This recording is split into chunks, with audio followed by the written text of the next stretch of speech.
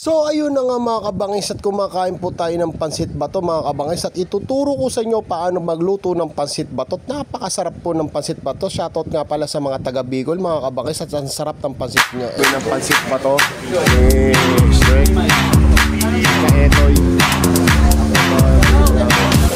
Ayun na nga mga kabangis at eto mag-i-start na po tayo magluto ng pansit bato at ang unahin natin maghiwa-hiwa po tayo ng bawang at sibuyas at eto mga kabangis ang pansit bato. Ito yung mga sahog natin mga kabangis, yung baboy, mantika, mamasita, oyster sauce at pamintang durog mga kabangis. At eto mga kabangis yung kikiam, yung pechay Tagalog at yan yung chorizo at yung atay ng manok at carrots mga kabangis. At yan po yung pansit bato mga kabangis at lalagyan din natin ng Knorr seasoning po yan mga kabangis kasi yan po yung magpapalasan.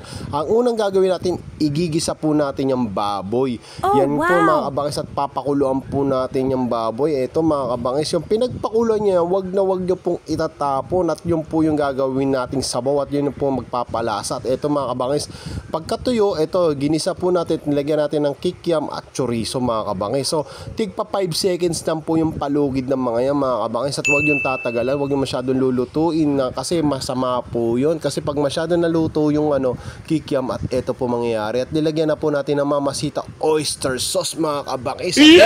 Ayan po yung magpapalasa yan, yan po yung magbibigay alat dyan mga kabangis at wag nyo na pong lalagyan ng toyo, asin at ito mga kabangis at hinalukan na rin natin ng atay ng manok sauce mga kabangis.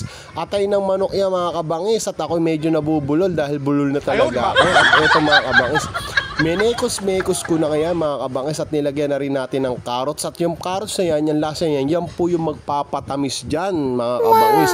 Yan po yung magpapatamis, magtitimbang ng lasa, alat at tamis mga kabangis. So ito mga kabangis at huwag nyo ilalagyan ng asukal yan mga kabangis. So yan po.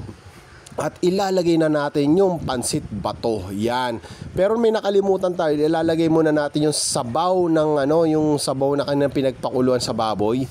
Yan po mga kabangis. Yan po yung ilalagay natin para yung sinasawag na broth mga kabangis. At eto, ilalagay na natin yung pansit bato. Yung pansit batong yan mga kabangis, napakatakaw niya sa tubig. Ako na nagsasabi sa inyo. Kaya pag kayo ay magluluto nito, damihan yung tubig. Tansyahin nyo mga kabangis.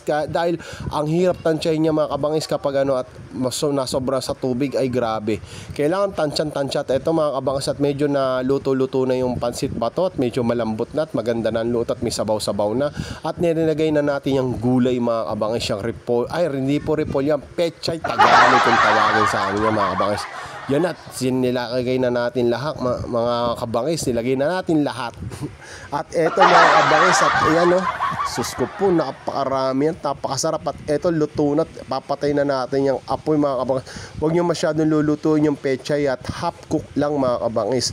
At yan at eto mga kabangis at nilagyan ko pa yan ng dinuguan yung bituka ng mga baboy, lahat yung alam nyo yung dinuguan. Alam nyo yung dinuguan mga kabangis, yun po yung masarap do sa pansit bato. Hindi lang dinuguan at marami pa kung may mga bopis kayo mga kabangis.